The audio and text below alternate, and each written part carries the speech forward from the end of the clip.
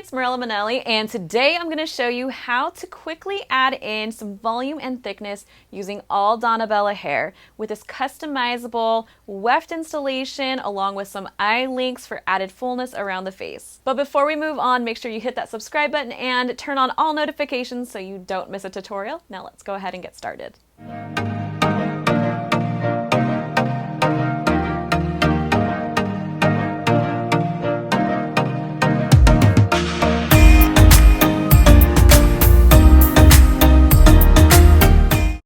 I am so excited to share this install with you today because this is the ultimate customization and solution-based installation for this particular model. So as you can see, her hair is already pretty long, but what she's lacking is volume and density. And I thought putting in a singular weft along with a few eye links for volume and fullness around the front was the perfect option for this particular model. So what you're going to want to do first is, of course, color match her. So I decided to use Donna Bella's 22-inch hybrid weft in color 60.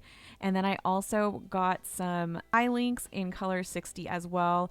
And now I'm going to go and show you how I sectioned her for this super simple but impactful install that you'll see at the end of this tutorial.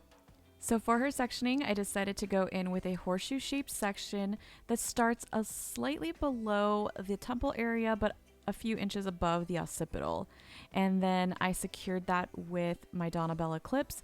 And here, what you see me using are these hair grippers. So these are a must-have to have in your arsenal to keep all of the baby flyaways at bay, so you can work with nice, clean sections, especially important when doing hair extensions. Some tools that you'll need, of course, are your Donna Bella hair swatch, your hair grippers, as well as some pin curl clips, a boar bristle brush, needle, thread, additional clips, your quick pick, loop tool, luxe tool, some beads, and your stork shears. You can find all of these tools on donnabellahair.com. Now, before you get ready to do her install, you're going to want to customize the hairline, but a good indicator for your starting point is about 2 to 3 fingers length away from the hairline, or you can also use the edge of your comb and wrap the hair around it. And if you can see the edge of your comb through the hair, it's probably a little too shallow, so you got to take a little bit of a thicker section. Now for this entire section, I'm going to install silicone beads. Now the reason why we're using silicone beads is because it is providing a little bit of cushion, because this is the only thing that's going to live inside of the silicone bead is your client's natural hair. So you want to protect it. So the silicone bead essentially is the best type of bead to use for a weft install. You're simply going to use your quick pick and put these right next to each other for support when you start sewing your weft in. So basically the way you use this is use your quick pick, select your section. It shouldn't be any wider or deeper than your bead. And then you're going to use your loop toolkit to loop through your bead, and then use your luxe tool to squeeze the center and each side of the bead for a nice secure fit. A little added tip is to use a bead that matches your client's natural hair the best. So these are actually medium brown silicone beads from Donna Bella Hair. I suggest having an array of different color of beads because honestly, you'll never know which one you're going to use. And a lot of times we think that we're going to use blonde beads for our blonde clients, but as you can see, my blonde client here, she has pretty deep roots, so the medium brown was a perfect fit for her. Another added tip is when installing your beads, make sure that your luxe tool is laying nice and flat against the head before you clamp down. What this is going to do is ensure that you have a nice, comfortable, but also snug fit that's not too close and allows you enough room to get needle and thread through when you get ready to install your weft. You're also going to want to make sure that each of your beads lines up next to each other so that way you have a really clean and organized install. Just remember, when you have really clean sections and a clean beaded row, There's no doubt that your install is going to go seamless because you're going to know exactly where each of the beads lie. Now I'm getting ready to measure out her first weft, so I just line it up from the first bead all the way to the last bead, and I'm actually going to be using 4 individual hybrid wefts right on top of each other, and I personally like cutting them individually and then lining them up. It's honestly a personal preference. Some people like to just fold them over, but for ultimate control, I personally like cutting them and then lining them up. I decided to use 4 of these hybrid wefts, and as you can see, they are as light as hand tied, but what makes them so much better is that you can cut them without the fear of them unraveling because they are machine sewn. And because they're considered that hybrid, they're actually really light at the base. So using 4 of these was not thick whatsoever, and it was actually the amount of density that the client was really trying to achieve. So once I got each of those 4 pieces cut, I then laid them out on a table and secured them with these pin curl clips, and then I went through and lined them up right along the beaded row that I just installed. If you want to check out another hair tutorial on hybrid weft installation for volume and for length, make sure to tap the link in the description or right above here. Just make sure to take your time as you start to position this hybrid weft because this is exactly where it's going to live for the next 6 to 8 weeks before she comes in. So definitely take your time. For her thread, I decided to use the color that closest matched her extensions. And usually a good rule of thumb is to use the color of your client's natural hair, but I just felt that they were going to be a little too visible for her extensions, so I went with a blonde instead. And a general rule of thumb is I personally measure out 6 times the width of my hybrid weft, and that's how I know how long to cut my thread. Now to get it started, you're just simply going to take the thread and loop it through your needle and just tie a few knots to make sure that it's nice and secure. And what I'm going to share with you is a really great beginner's way, but also it's a great way, period, to get your hybrid weft install started. So just simply start 2 beads back and then pull your thread all the way through and just simply tie 2 to 3 knots. You're going to want to make sure that they're nice and snug and secure, and tying a knot is going to ensure that the thread is not going to unravel and it's not going to go anywhere.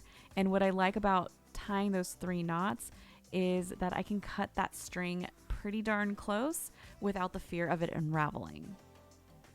Now, once you have your thread secure, you're now going to work your way towards the outer edge. Just remember that the outer edges are probably the most important parts of your weft install. This is where it's beginning and ending, and you don't want it to unravel, and you also want it to feel nice and secure throughout that 6 to 8 weeks that she's going to wear this hybrid weft in her hair. So I'm going to loop my needle and thread on the left side of that second bead, and then I'm going to continue on to the outer edges, looping once on each side of the bead. Keep in mind that on these outer edges, however, you are going to loop the needle and thread a total of 2 times on each side of this bead. And again, that's because you want it to be nice and secure. Keep in mind that you're going to want to triple stitch the very first bead and your very last bead on this row. This bead has the most wear and tear over time, and this is where you're going to find that most extensions start to lift or unravel. So it's super important to thoroughly tie the weft onto the first and last bead and make sure that it lays nice and flat. So ensuring that the extension lays flat as possible is key for a lasting installation. So I'm going to continue on stitching until I get through the entire weft. Now you can see that I'm making this sew in really simple by doing a cross stitch, by taking my C-curved needle and instantly creating a loop and ensuring that I'm making each stitch nice and snug, and also asking my client periodically if she's comfortable. Usually if something's not quite right, your client can instantly feel it. So this is a great time to continuously ask her how it's feeling and if you need to do any readjustments. An added tip when sewing is to make sure that you are sewing on the right and on the left side of each bead. You're never going to want to sew right on top of the bead. And the reason for this is because your reinstall when she comes back in 8 weeks is going to be very simple. So the best part about this installation type is that the reinstall literally goes by so fast. All you have to do is find the extension bead, unclamp it with your Luxe tool, and then slide the bead all the way up. And then once you have retightened all of the beads in your row, you are done. So this is exactly why you don't want to sew right on top of the bead. Number one is you don't want the thread in your way. And number two, when you go to retighten your bead, now you have a loose thread. So make sure that you're always sewing on the right and on the left, and a good indicator is to always make sure you're using your hands to feel exactly where that bead is at. So in this tutorial you can see how my hands are always laying on top of the weft. That's because I'm feeling for where exactly that bead is. Plus you can get a visual feel for where the bead is at by just simply looking right on top of your weft. So now I'm right at the very edge of my weft, and I wanted to slow this down a little bit so you can see exactly what I'm doing. So when we got it started, we started 2 beads in and then worked to the outer corner and then worked back in. But when you're finishing your weft install, you're going to want to ensure that you're looping twice on each side of the bead, starting with the second to last bead. So that's what I'm doing here. I'm sewing 2 times on the left, and then I'm going to sew 2 times on the right, and then again on that very last bead. Remember, the edge is all about making sure that it's nice and secure and laying really flat. So once I get those 2 loops on each side of my bead, I actually start to move back in because I want to finish on that second bead instead of the last. This is just going to ensure that it's going to be nice and secure and a lasting install for that 6 to 8 weeks. And once I loop it through the second to last bead, now I'm going to create 3 knots. So I'm simply going to take that needle and loop it through the thread in the same spot 3 times, really, really close, and simply pull all the way up, creating a very secure knot pretty close to that weft. And now I can go through and cut the thread pretty close without it worrying that it's going to unravel. Once I'm all done with my install, I take my boar bristle brush and I simply brush the weft just to make sure that it's nice and detangled and it's ready for me to continue on with the rest of her installation. Now, as you can see, my model is lacking just a little bit of fullness around that face frame, and we felt that the eye links were going to be the best solution to help complement what she had with the added volume from the weft. So I know she parts her hair naturally down the center, and I decided to come down right around the parietal ridge, but also about 3 fingers deep. So still using the end of my tail comb to ensure that we have enough hair right there at the hairline. And then I'm just going to simply clip that away so I know exactly where I can start, so that way we don't see the point of origin of where these eye links are going to be installed. So using my quick pick on my pinky finger, I'm just going to go ahead and select a section that's no wider than the bead and no deeper than the actual eye link tip itself. So I insert my bead with my loop tool and then simply insert the eye link, and then I slide the bead right on to the tip of the eye link. You don't want the tip of the eye link to be poking out because this is going to actually irritate your client's scalp. An added tip is make sure that your Luxe tool is nice and flat against the head before you clamp down the bead. So as you can see, these types of extensions are installed strand by strand, which allows for 360 degrees of natural hair movement, and this allows for the ultimate customization. So we just wanted to add in just a little pop of fullness here. The beauty of the eye links is you can add as much or as little as you want. So we just felt that 6 was plenty for what we were wanting. And you can see that it will blend in really beautifully and give her the fullness that she was looking for right there at the hairline. Now I'm completely done with this install, so I'm just going to finish trimming her hair up. I actually kept this trim really simple, but just some added tips for you if you're first time cutting extensions is have your client stand up before you cut. This is especially important when you're doing really long hair extensions such as these 22-inch Donna Bella hair extensions. So I like to add on a little bit of texture towards the ends and then finish up her face frame starting at the point where her shortest hair is at, just to complement the cuts she already had, and then further point cut those edges for added texture. I also finish up all of my models with a style, because what good are hair extensions unless you can curl them and have beautiful mermaid hair? So here I'm just using a 1-inch curling iron and focusing on those mids to curl. It's super trendy right now to leave the ends out to give that really beachy, lived-in look.